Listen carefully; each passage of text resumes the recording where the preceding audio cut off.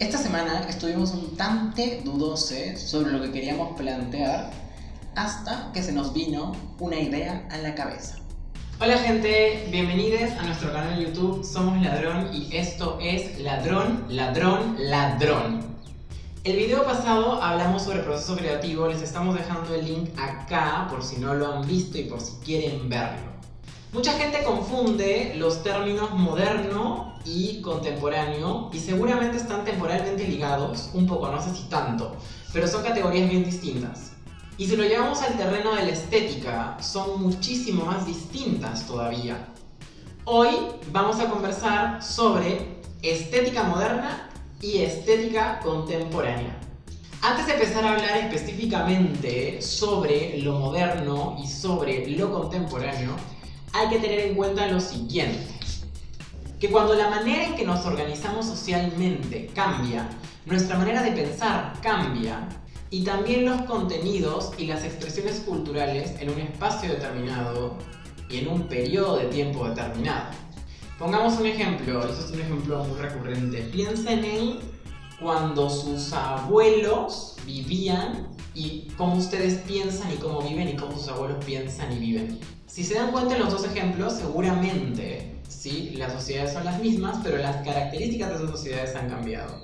Entonces, si las características de las sociedades cambian y la cultura cambia, nuestra manera de manifestarnos obviamente cambia. Es como una regla de tres simple: cambio, cambio, cambio. Entonces, así podemos decir que lo social y lo cultural es lo estético.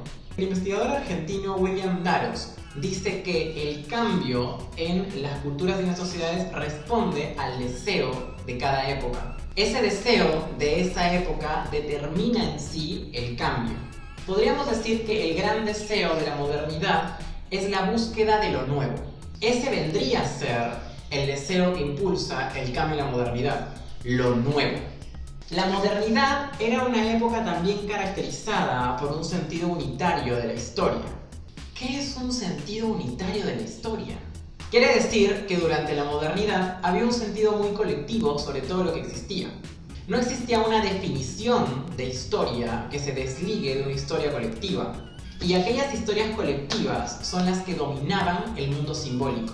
Y aquel sentido de historia unitaria que no promovía otras posturas y otras versiones de lo que podría estar pasando, o los símbolos que se pudieran estar manejando, fue lo que precisamente las manifestaciones estéticas modernas trataron de romper.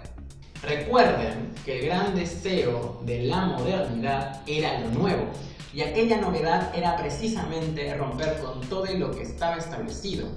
Otro de los puntos a tener en cuenta sobre lo que pasaba en la modernidad era aquella priorización de las ciencias, o lo que los filósofos Horkheimer y Adorno definen como el desencantamiento del mundo. Este desencantamiento exige una forma de apropiarse de la realidad a partir de la dominación.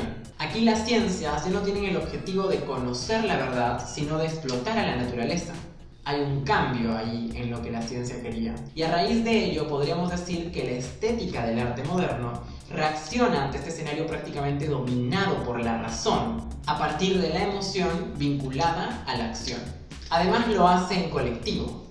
Acuérdense que lo colectivo era una característica de lo social hasta ese entonces. Deshacerse de esa cualidad no sería muy estratégico para lograr la ruptura de estos regímenes simbólicos, si nos ponemos a pensar. Entonces, la práctica estética moderna se construye en colectivo.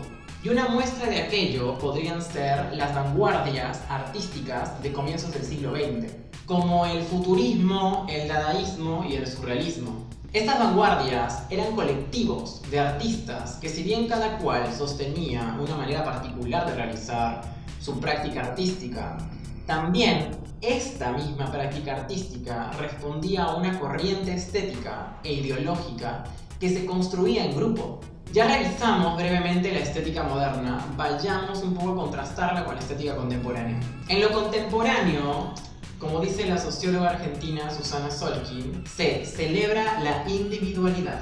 Si pensaron que la época contemporánea se llamaba contemporánea básicamente porque estaba pasando ahora, esperen a escuchar esta cita del filósofo italiano Gianni Vattimo. Lo contemporáneo no está ligado a criterios de proximidad cronológica.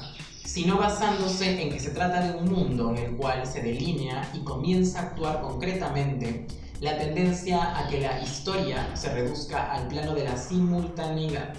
Es obvio que lo contemporáneo no tiene que ver con qué está pasando ahora, sino que tiene que ver con que lo que está pasando ahora ya está siendo historia, porque no solo está pasando ahora, sino que somos capaces de registrar qué está pasando ahora y de poder comunicarlo.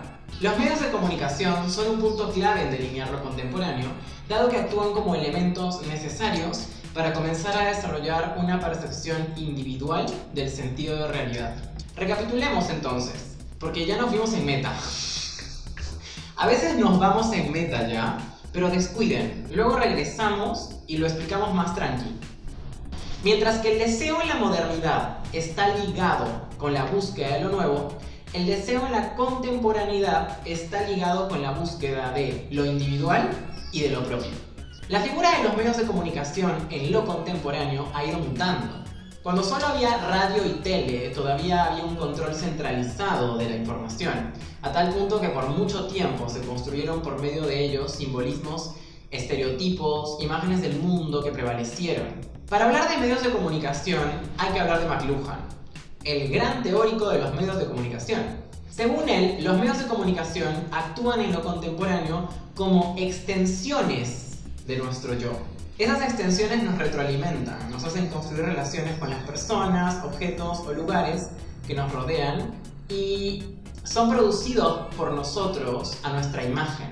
Aquí hay un factor muy clave, la obsolescencia. La introducción de un nuevo medio hace que el otro se torne obsoleto y lo reemplace. Pensemos en la TV y pensemos en la internet. ¿Cuál resulta obsoleto hoy? La TV, obviamente. ¿Porque la TV se torna obsoleta o porque la internet reemplazaría a la TV? Es por esta gran variable de lo contemporáneo, la simultaneidad. Volvamos a la cita de Batimo sobre la simultaneidad. La simultaneidad es lo que hace a lo contemporáneo contemporáneo. La simultaneidad hace referencia a cuánta información diversa se puede producir en un medio de información. Si comparamos la cantidad y diversidad de información que se encuentra en la TV y la cantidad y diversidad de info que se encuentra en internet, ¿cuál resulta siendo más simultánea? Es obvio que la internet. En lo contemporáneo funciona lo siguiente: a mayor simultaneidad de información, mayor capacidad de construcción individual. Y dado que hay oportunidades de elegir qué vemos y cómo lo vemos. Para terminar sobre toda esta simultaneidad e individualidad sostenida por la época contemporánea, ¿cómo responde aquí la estética? Las manifestaciones estéticas contemporáneas se realizan a partir de varias disciplinas creativas, no una sola, varias. Y a su vez también comprenden varios mensajes, todo al mismo tiempo. Esto sumado a que en ese mismo tiempo su comunicación hacia la sociedad también es generada y por lo tanto su historicidad. Vamos al ejemplo de la Ingrid Marina Abramovic, en su performance del 2010 The Artist is Present, presentada en el Museo de Arte Moderno de Nueva York.